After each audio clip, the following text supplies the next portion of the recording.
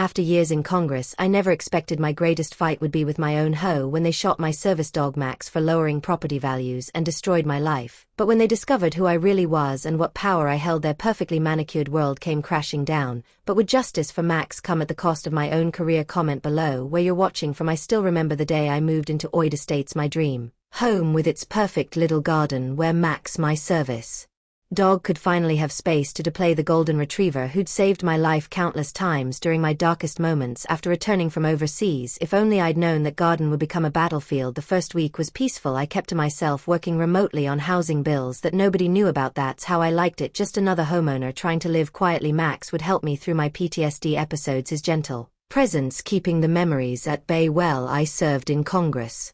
Under the radar, the neighbors smiled and waved, probably thinking I was just another work-from-home professional. Then came the first note, a pink piece of paper stuck to my door with writing so angry it had torn through in places. Unauthorized pet violation of HOA codes. I couldn't help but laugh at first. They clearly hadn't done their homework about service animal laws. I pulled out my phone to take a picture when I heard that voice for the first time. You must be the new neighbor breaking our rules. The woman marching across my lawn had that look, perfectly styled hair, designer yoga outfit, and a face twisted with the kind of entitlement that money can't buy. I'm Karen Martinez, HOA Community Standards Committee Chair. She said it like she was announcing herself as queen. I kept my voice calm, years of congressional debates coming in handy. Nice to meet you, I'm James, and this is Max, my service dog. I reached for his papers, but she was already shaking her head. We don't allow large dogs here.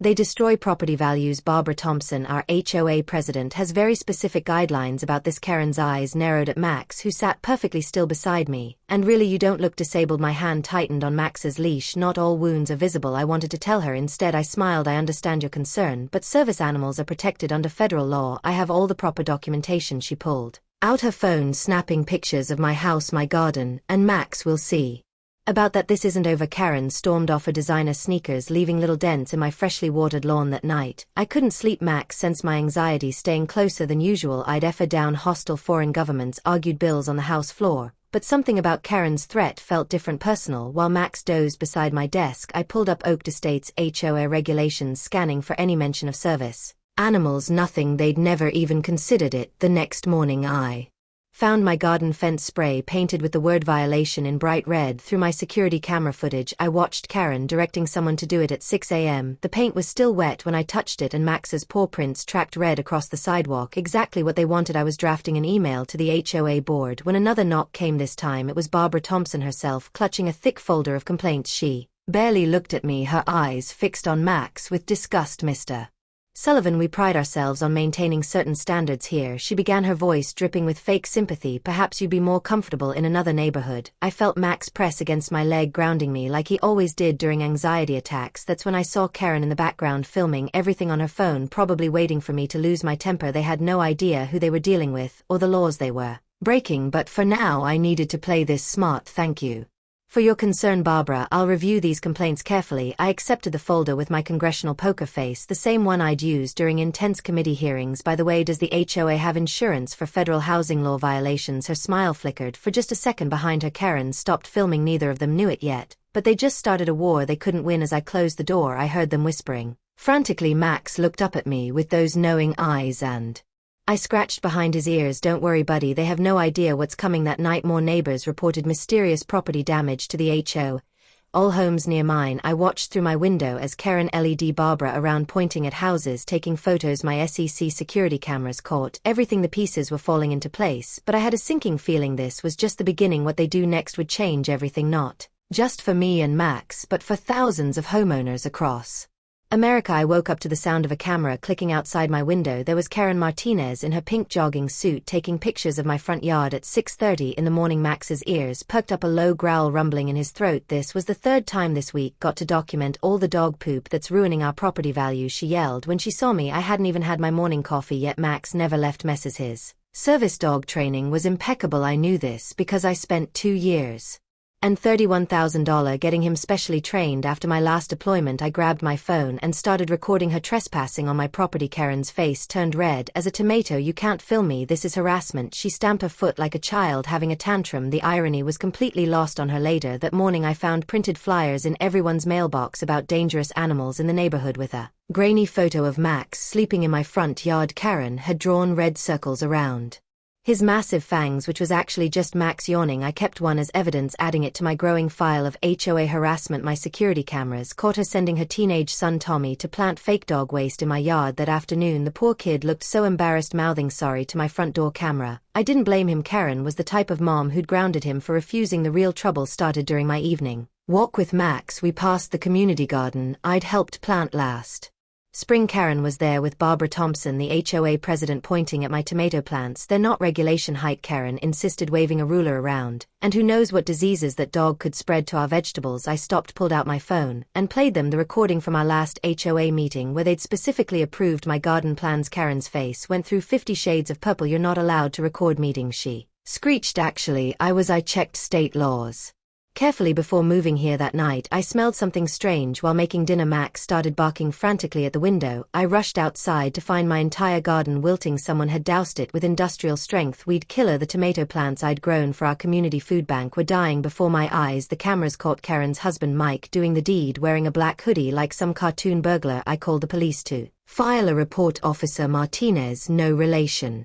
to Karen, thankfully took photos and documented everything. "You know," she said quietly, "we've had 7 complaints about this HOA in the past month." She handed me her card with a knowing look. I added it to my file. The next morning Karen had organized an emergency HOA meeting about property values. I watched through my window as neighbors filed into her house. Some looked uncomfortable, others eager for drama. Mrs. Jackson, my elderly neighbor who loved Ma, caught my eye and slowly shook her head as she walked past. She slipped a note into my mailbox later. "They're planning something big, be careful." I sent clips from my security cameras to my old friend at the local news station, not for publication, just insurance. Then I sat down at my desk, pulled out my congressional letterhead, and began drafting a letter about discriminatory housing practices. My hands shook slightly as I typed, but Max pressed his head against my leg, grounding me like he always did. That's when I heard the first rock hit my window. I looked outside to see Tommy Martinez with tears in his eyes, his mother's hand gripped tight on his shoulder, forcing him to throw another. Other neighbors watched from their driveways, phones recording, no one daring to stop her as the second rock shattered my living room window. I reached for my phone. Little did Karen know, but tomorrow's HOA meeting would have an unexpected guest, and this time I wasn't coming as just another homeowner, but watching Max shake under my desk, traumatized by the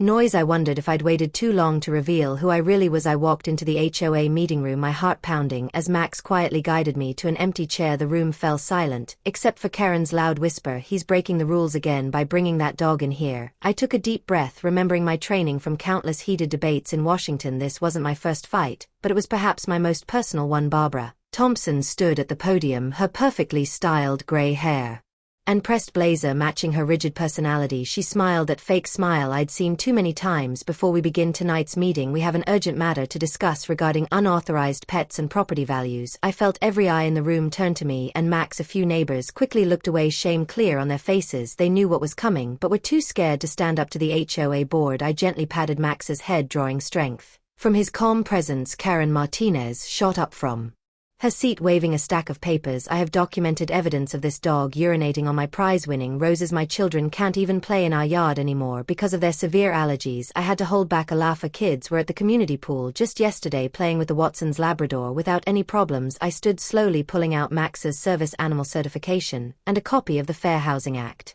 "Max is a registered service animal, and under federal law," Karen's shrill voice cut me off. "We don't care about your supposed federal laws. This is a private community. We make our own rules." Her face was turning red as she walked towards me, pointing her finger. "My property values have dropped 15% since you moved in with that mutt." The room erupted in chaos. Some residents started shouting about their own property values, while others tried to defend me through the noise. I noticed Tom Thompson, Barbara's husband, filming everything on his phone with a smirk. I'd later learn why that smirk would cost him everything. "If I may," I said calmly, my voice cutting through the noise like it did on the house floor, "I've taken the liberty of pulling our neighborhood's property records." I opened my laptop, connecting it to the projector. Actually, property values have increased by 12% since I moved, and the only decrease was after Karen's unauthorized pool installation cracked a neighbor foundation. The room went dead silent. Karen's mouth opened and closed like a fish out of water. I wasn't Done. I also have satellite images showing that Barbara's new fence extends 3 feet into public land, which is why I've been getting citations about Max being off-leash in what is actually a public space. Barbara's face went pale. This meeting is adjourned, she announced, quickly gathering her papers, but the damage was done. Other residents started raising their hands, wanting to share their own stories of harassment and unfair treatment. That's when Karen lost it completely. She marched up to Max, who sat perfectly still despite her aggressive approach. This dog is dangerous. Look at how it's growling at me. Max wasn't making a sound, and everyone could see it. He tried to attack my precious Bella. Just yesterday I pulled out my phone playing a security camera clip from my front yard. You mean when your leashed chihuahua charged at us while Max calmly guided me away? The video played clearly for everyone to see. Several neighbors gasped. Barbara banged her gavel desperately. This is unauthorized recording. You can't actually, I said, my voice steady. The HOA bylaws only prohibit recording of private residences' common areas. Our fair game years of reading legislative fine print had finally paid off as the meeting dissolved into chaos. I noticed Tom slip out, a side door, phone in hand.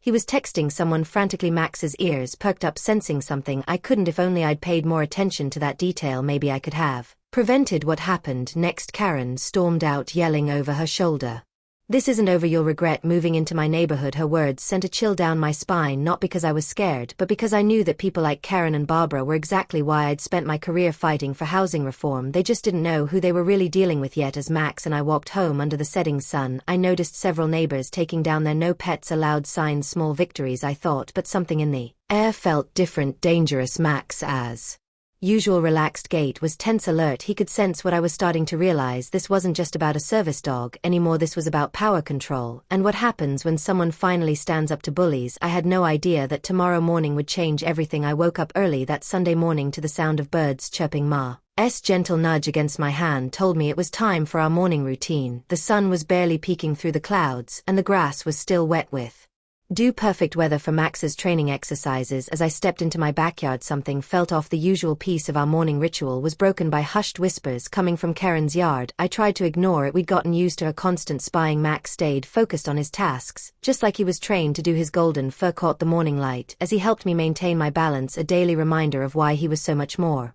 than just a pet. I heard Karen's back door slam. "You're filming this, right, Tom?" Her shrill voice carried over the fence. "We need evidence of this nuisance." I took a deep breath, choosing to focus on Max. Instead, we'd already filed 3 police reports about their harassment, and my lawyer was building a solid case. Max's ears suddenly perked up. He shifted his body slightly, placing himself between me and the fence, something he only did when he sensed danger. I heard footsteps crunching on leaves moving along the property line where Karen had been complaining about my unauthorized garden bed. "Hey, your mud is threatening my wife." Tom's voice boomed from behind the fence. I turned slowly, keeping my voice steady like I'd learned to do during tense congressional negotiations. "Max is a trained service animal, Tom. He's not threatening anyone." Karen's face appeared above the fence, her phone pointed at us. "We've warned you about this dangerous animal. The property values are dropping because of you." Her voice cracked with that same entitled anger I'd heard at every HOA meeting. I reached for my own phone, ready to record whatever false claims they were about to make. That's when I saw Tom emerge from behind his garage, holding something that made my blood run cold. The morning sun glinted off the metal of his home security weapon. "Tom," I said calmly, raising my hands, "think very carefully about what you're doing." Max stayed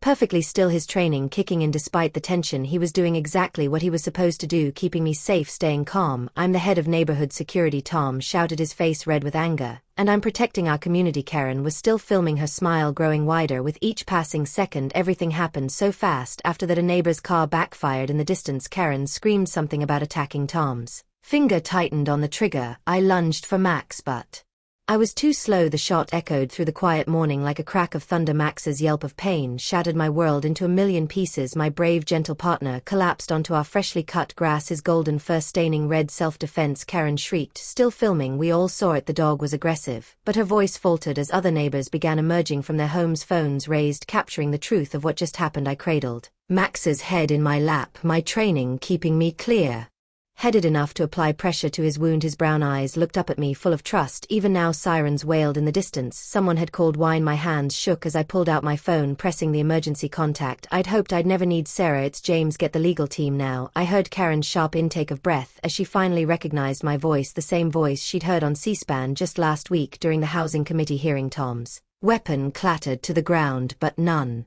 Of that mattered not Karen's stammering excuses, not Tom's suddenly pale face, not even the approaching police sirens. All that mattered was Max's heartbeat under my hands growing weaker by the second. As I lifted my brave partner into my car, I made two promises: Max would survive, and the people responsible for this would learn exactly why you don't mess with a congressman's service dog. The neighbors who had gathered watched in stunned silence as I sped toward the emergency vet, leaving Karen and Tom to face the army of law enforcement approaching our once quiet street. They wanted to fight over property values. They were about to learn the true cost of their actions. But would Max survive long enough for me to deliver the justice he deserved? My hands wouldn't stop shaking as I sat in the emergency vet's waiting room, Max's blood still staining my favorite blue shirt. The tick-tock of the wall clock felt like torture as I waited for news. Every time the door swung open, my heart jumped, hoping for updates about my best friend's condition. My phone buzzed. Sarah, my chief of staff, was calling for the 5th time. I finally picked up, my voice barely a whisper. "They shot him, Sarah. They actually shot my dog, so you need to turn on the news right now," she said, her voice urgent. "Someone posted a video of the shooting on social media. It's everywhere." I pulled out my tablet with trembling fingers and clicked the first news link she sent. There it was.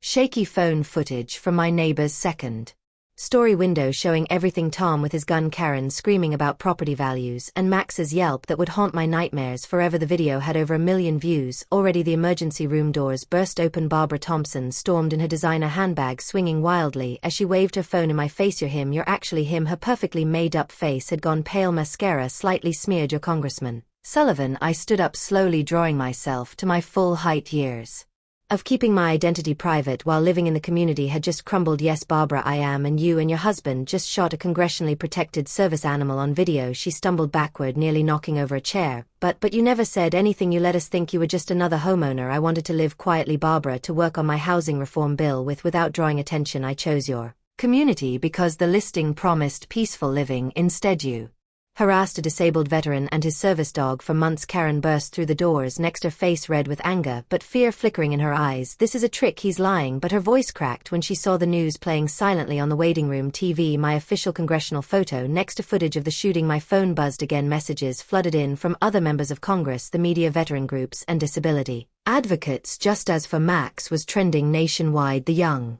vet tech who'd taken Max back appeared, still in her bloody scrubs. I rushed to her, my heart in my throat. Barbara and Karen fell silent, probably realizing just how much trouble they were in. "He's stable," the vet tech said softly. "The bullet missed his vital organs, but he'll need surgery. Dr. Patterson wants to talk to you about the procedure." Relief flooded through me, but anger quickly followed. I turned to Barbara and Karen, who were now huddled together near the exit. "I've spent the last year working on housing reform legislation, but now I'm adding specific provisions about service animals and HOA oversight. Your actions just became exhibit A in congressional hearings." Karen's face crumpled. "But our property values, our community standards." "Your property values?" I laughed bitterly. "Check your real estate apps." Karen news travels fast. "Houses in Oaked Estates are already being listed below market value. Turns out shooting a congressman's service dog isn't great for the neighborhood's reputation." Barbara grabbed her phone, frantically scrolling through Zillow. Her gasp told me she'd seen the plummeting prices. "We can fix this," she pleaded. "We'll drop all the complaints, pay the vet bills." "It's too late," I said, pulling out a folder from my briefcase. "This is what justice looks like." Inside were copies of every harassing letter they'd sent, photos of my vandalized garden, and recordings of their discriminatory HOA meetings. "The FBI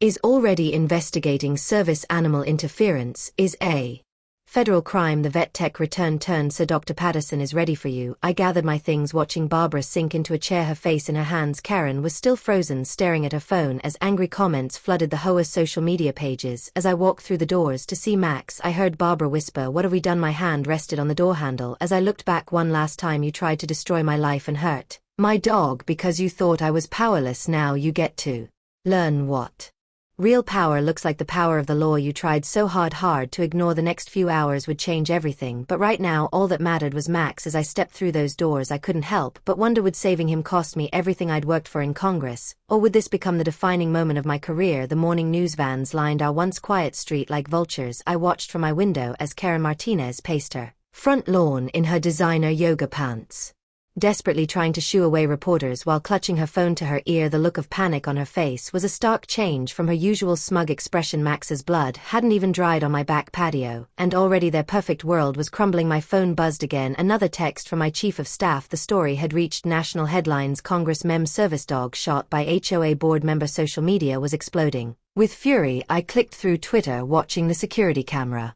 Footage I'd released go viral. The clear audio of Karen screaming about property values seconds before Tom fired the shot was damning. No amount of spin could save them now. A knock at my door made Max whimper from his bed. His bandaged side was a constant reminder of what they'd done. Through the peephole, I saw Barbara Thompson wringing her hands, her usual perfectly styled hair now disheveled. I opened the door just enough to hear her stammered plea. "Congressman Sullivan, please, we can work something out. We didn't know who you were. Karen was just trying to protect our community standards. Tom made a terrible mistake. What will it take to keep this quiet?" I felt a cold smile spread across my face. "Protect community standards. Let me show you something, Barbara." I pulled out my tablet, opening the file my team had compiled. "Here's every HOA violation notice in OJ states for the past 5 years. Notice anything strange about who received them?" Her face went pale as I scrolled through the data. Every single complaint about pets, yard maintenance and community standards had been filed against minorities, disabled residents, or elderly homeowners on fixed incomes. The pattern was impossible to ignore. "This isn't just about Max anymore," I said quietly. "While you were busy harassing my service dog, my office was investigating HOA abuse across the country. Oak Estates just became Exhibit A." A commotion down the street caught our attention. Karen was now screaming at a reporter who dared to step onto her precious lawn. "You don't understand. Property values are everything. We can't have dogs running around. It attracts the wrong kind of people." The reporter's camera caught every word. I almost felt sorry for her. Almost. My phone buzzed again. The housing reform bill I'd been quietly working on for months was suddenly gaining massive support. Colleagues who'd been on the fence were now calling to co-sponsor. Funny how a viral video of HOA abuse against a congressman's service dog could change political winds. Barbara was still standing there trembling. "What do you want from us?" I handed her a thick envelope. "Here's your chance to do the right thing. Inside is my proposal for a complete overhaul of Oak Ridge Estates governance, new board elections, third-party oversight and mandatory civil rights training for all board members. Sign. Find it now, or I'll add your discrimination data to my congressional testimony next week." She snatched the envelope, but her hands shook so badly she could barely open it.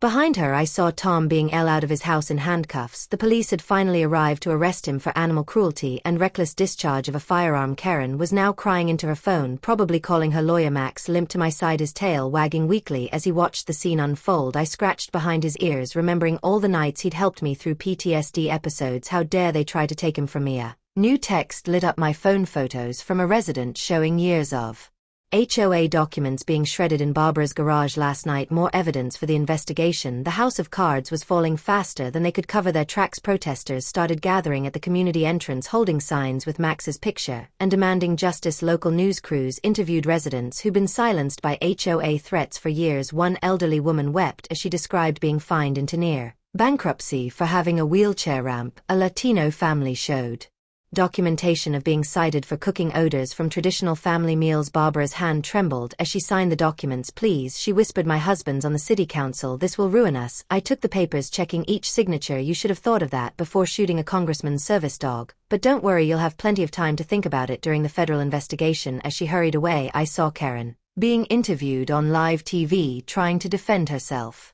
"I had no idea he was in Congress. We just wanted to maintain our standards. Dogs reduce property values by 15%. The reporter cut her off. "Ma'am, are you aware that discriminating against service animals is a federal crime regardless of the owner's position?" I closed my door, sitting down heavily next to Max. My phone kept buzzing. Calls from major networks, other Congress members, disability rights organizations. Tomorrow I'd deal with it all. Tomorrow I'd start turning this nightmare into real change. But tonight, watching through my window as karma did its work, I held Max close and whispered, "We got them, buddy. We finally got them." Outside, another news van pulled up, and I couldn't help but wonder how many other HOAs across America were about to face their own day of reckoning. The doctor said Max would never walk the same way again, but they didn't know my dog's spirit. I watched him take his first shaky steps in our living room, his golden fur still patchy from the surgery. The news vans outside had finally left, but the damage to Oak Estates was permanent. Every time Max flinched at a loud noise, my heart broke all over again. Karen Martinez's perfect world was crumbling. I heard she tried selling her house, but nobody wanted to buy from the woman who helped shoot a congressman's service dog. My phone wouldn't stop buzzing with messages from other representatives and senators asking about Max. The story had struck a nerve across the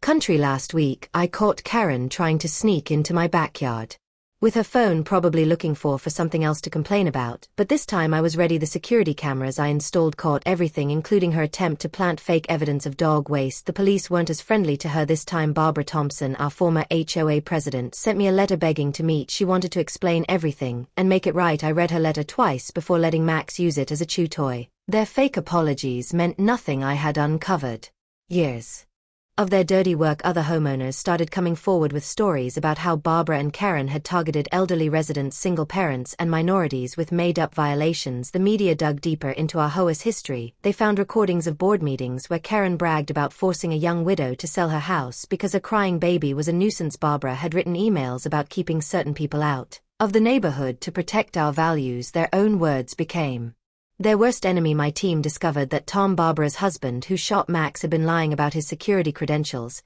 He never had a license to carry a firearm. As the HOA security coordinator, the police were very interested in that detail. Max's physical therapy sessions became the highlight of our weeks. Other dog owners in the neighborhood would stop by with treats and support. Even Mrs. Jackson, who used to complain about every little thing, brought over homemade dog biscuits. The community was healing, but not everyone was happy about it. Karen tried starting a counter-campaign on social media claiming she was the real victim. She posted edited videos of Max barking, but my security PR footage showed her deliberately agitating him through the fence. Her followers dropped faster than the neighborhood's property values. The most surprising support came from Karen's own teenage daughter Emma. She visited one afternoon, tears in her eyes, to apologize for her mother's behavior. She had been secretly recording Karen's HOA meetings for months, disgusted by how they treated people. Emma's evidence became crucial for the federal investigation. Last night, I watched Max play with the neighbor kids for the first time since the shooting. He still limped but tail wagged like crazy. A reporter asked me if I would drop the charges if Barbara and Karen apologized. I looked at Max, remembered the blood on his fur, the terror in his eyes, and the nights of pain. Some things can't be fixed with just sorry. The old HOA board's office was empty now, their precious rulebooks collecting dust. The interim resident council found documents showing how Barbara and Karen had been funneling HOA fees into their personal accounts for years. They thought they were untouchable in their perfect little kingdom. They never expected a congressman and his three-legged dog to bring it all down. Tomorrow Max has another vet checkup. His recovery is slow, but he's teaching me something new every day about resilience. As I sit on my porch watching the sunset, I see Karen packing boxes into her car. Her house finally sold at half her asking price. Sometimes karma has a way of making things right, but as I look at the certified letter on my desk from her lawyer, I wonder if this fight is really over, or if she has one last desperate move planned.